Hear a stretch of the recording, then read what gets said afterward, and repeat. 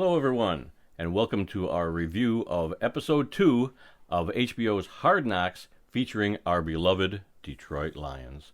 I'm your host, Randy Snow, and across the table from me, as always, is my son, Adam. Hey, for the first time in a few seasons, I think Hard Knocks is back to being the Hard Knocks I'm familiar with, and not just because it's our team. Right. It adds something to it for sure, but it feels like old Hard Knocks to me. Mm-hmm.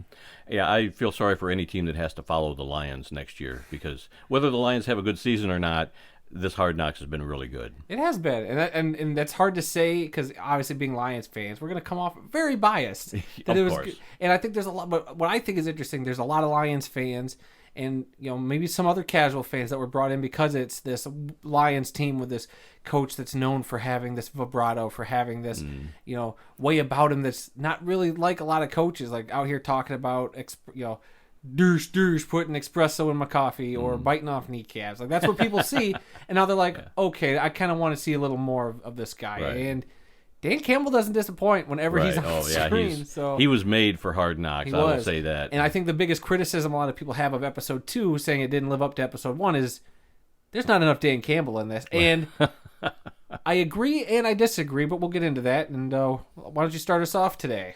Okay. Well, I had a few things that I'd written down that I thought were pretty good.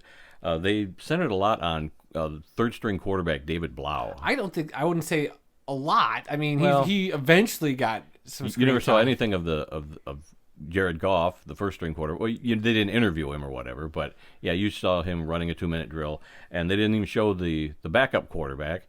They focused on the third-string quarterback and his wife. His wife is, I guess she's from Colombia.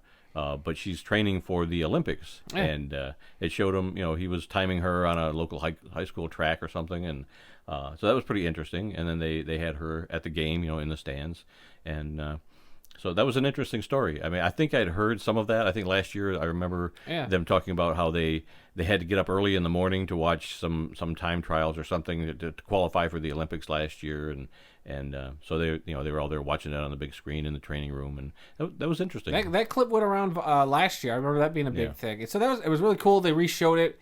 If that doesn't get you going a little bit, a guy just rooting for his wife, and then having his teammates in the room with him, supporting him and her, it's pretty cool. I'm kind of glad they did. I know David Blau's not the big flashy story everybody wanted. Everybody's like, even Pat McAfee saying, if you get rid of the David Blau story and just give us more Dan Campbell, this would have been a better episode. And I would like to argue, Mr. McAfee, as much as I like your show, I would like to argue that I think a little bit of Dan Campbell is enough for now. We have 3 more episodes, I think, to go. Yeah. Let's take it easy. I think the further we get along, when we get to the cuts and stuff at the end of the season, or the 5 episodes, you're going to get a lot more Dan Campbell. I think they're just kind of spursing him out. Like, you don't want to put all the great Dan Campbell stuff up front. I mean, so see some of these backups. Let's see how this David Blau story goes throughout training camp, which I think is a great way to start, his journey.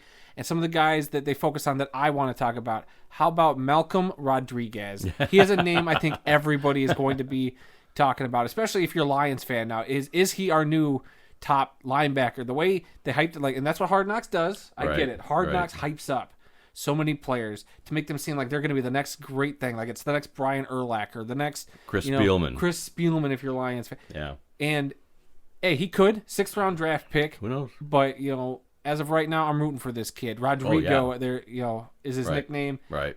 He's got a cool nickname. He said a lot of the players didn't even know that wasn't his real name, the nickname that they'd given to him.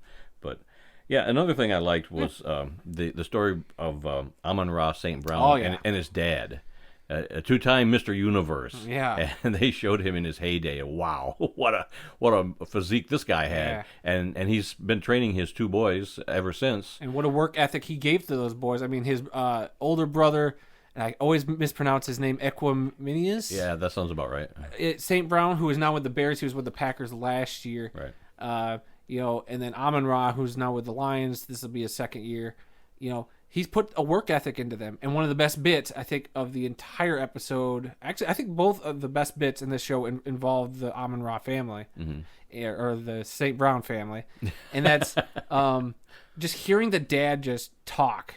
He had a really good just little spiel about work ethic and stuff and his boys, and I thought that was great. and dissing Kevin Durant also was pretty cool. So I love this dude. I want him at every Lions game. Give him a luxury box. Yeah. Fords. Good Lord, this guy. He's a treasure. Yeah. But my other favorite bit had to have been when Amon-Ra listed off. Yeah. What was it? 16 guys. 16 guys. Wide receivers. Who were drafted before him. That was a great bit. And the dude's got a chip on his shoulder. The dude played awesome last year. Yep. What was he, a third rounder last year? Third or fourth round, I forget. They said he was pick 10 something. They go through it in the episode. 112, I think, was his pick. So, well, when I saw him, catching the 202 balls from the little machine there that spits them out, he's got his shirt off, so of course you can see all his muscles, and then he's got those black pants on, and he almost looked like Bruce Lee, because that's how Bruce Lee would fight, was the black pants and no shirt on. And yeah, this guy looks like he'd be great in a kung fu movie.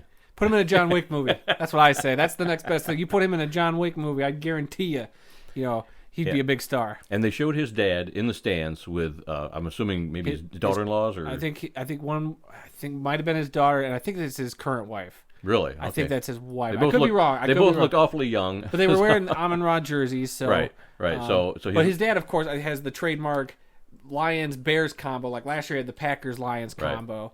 And this year now, I was like, oh, well, right away, he's got the Lions-Bear combo ready to go for his boy. So I think that's cool. And so he's like my new favorite, like, Lion sideline guy to see. But he's sitting in the stands and watching his son play, and he made mention of the fact that because they were talking about Hutchinson, he wanted to see Hutchinson really bad. We all wanted to see Hutchinson, and he mentioned the fact that his family was up in a luxury box, while he's sitting down here in the stands with everybody else. And of course, they pan right on up to the luxury box, and there's his mom and dad and his two sisters in the luxury box. That's storytelling and editing 101 from HBO Hard Knocks. And that's just great stuff right there. I was like, they're going to do it. They're going to cut to them sitting in a luxury box. Yep. And sure enough, they sure were. That's what they did. And I was like, great call, HBO. You nailed that one. The way that preseason game ended, I mean, I still got a little upset. Blau fumbles the ball from the snap from center, and it gets recovered, and then the other team, Atlanta, scores on a fourth down play. That's so typical Detroit. It is, but I think it's just getting those fundamentals and getting, just the basics down from your starters down to your third strings. Like, you got to have that consistency through all the levels of your players. And even Blau said he just looked away for just a second, and that's enough to, fumble the ball. And hey, hopefully he learns from it. And that's what this is all about. That's what preseason is. You learn from it and you move on. For the second episode in a row, no Sheila Hamp anywhere to be seen. A little interesting. I'm a little disappointed with that. I would like to see her, going to a practice or interacting with the players or whatever. Again, we got 3 weeks, so we'll see if they do that. But we did get some Barry Sanders. Yeah, Barry was there really for a few minutes. It was good seeing Barry. And I liked how this episode started. I know we're kind of jumping around all over the place. But I do, as I'm thinking about it, I loved how the episode opened up. This nice kind of homage or, montage. And homage to the city of Detroit. It was, I think, a really cool thing. And I think it's cool seeing Detroit in that light, where I think a lot of people look down on Detroit and all that stuff and forget that this was a great sports town. And it was the city that, I won't say it built America, but we built cars. We were the ones that helped America kind of progress at a point in, our history. And it might not be what it once was, just like the Detroit Lions. But I think that was cool how they did that. HBO did a fantastic job. So scenes of the city, the glory days in Detroit, glory days of the Lions. They showed Bobby Lane throwing a pass, 50s, and some songs I'd never heard of before. I don't remember the music. They're playing some music with talk about the Lions and the Tigers and the Red Wings, and so that was kind of cool. I never heard any of that before. The whole Motown thing. There's a lot to like about Detroit, and this was a good episode. Yeah. I don't have anything else. Solid. Definitely not as good as last week. I think it was hard to beat last week. Like I said, the more Dan Campbell you got, the better off you're probably going to be. But I understand what they had to do just in terms of what they're setting up for hopefully the next few weeks, like Rodrigo's storyline. And they can still pick up some new players here as we go along further into the process, and maybe some players during the game that they'll revisit. So I think it very... good episode, not great, but I still think this Lions Hard Knocks has been far superior than the Cowboys one last year, at least. Yeah, don't worry. You're going to get your Dan Campbell eventually, but there's so many other characters who are fun to listen Deuce to. Staley. He even needs some more screen time. Loving seeing him and his interactions with DeAndre Swift. Well, as the season goes along, and you're going to be watching the game, or we'll be watching the games, we'll probably be looking at the sidelines more and see, what are the coaches doing, because now the coaches pretty well, and that's just is another aspect of the game that we're going to enjoy watching all season long. And I think for the casual fan, not in Detroit, from around the country, when they see him on TV, they're going to have a different opinion. Oh yeah, there's the Hard Knocks team that I really enjoyed that 5 weeks they were on TV, and all these characters and all the coaches, they're all former players. I think that'll make people a little more interested in what Detroit's doing this year. Yeah, and whether or not that translates into a winning season, I hope so. That's to be seen. But Yep. I think just right now, and like I said, it's HBO's job to make them look good, because they do this every year with Hard Knocks. You look at that team they feature, and you're like, this team could go win a Super Bowl. Yeah. And they usually don't. They haven't.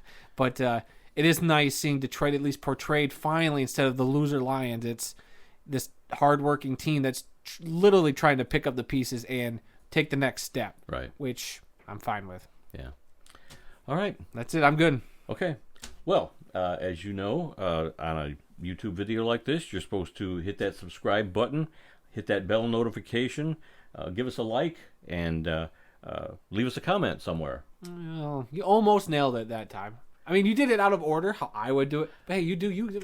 I'll still give you an applause. Good job. Well, last week you threw me under the bus did throw by you having under the me bus. do something I wasn't That's prepared the power for. of being I'm the a little editor. more prepared this week. Yes, you were. I'm proud of you. Proud of you, champ. I also want to plug our most recent podcast, audio only. It's our 5th anniversary show. We have been doing this for 5 years now, since 2017, every week, with the exception of a couple times we took some time off. But yeah, every week for 5 years, starting our 6th year now this week. So check out our 5th anniversary episode. We look back at a lot of highlights from the last 5 years, and I think a lot of them were pretty good. You maybe don't like the ones that make you look silly, but Maybe sound silly. But we had some good highlights. We also do a weekly podcast, like I'm talking about, This Week in the World of Football, and you can find that on many of your social media platforms and podcast all your platforms. podcast platforms. There you go. Yep. Way And to our go, champ. and our website is www.theworldoffootball.com. Don't go to worldoffootball.com. That's a European soccer site. Yeah, we don't want We that. are the world of football. So check that out. Yeah. There you go. All right. Yeah. We'll see you all next week.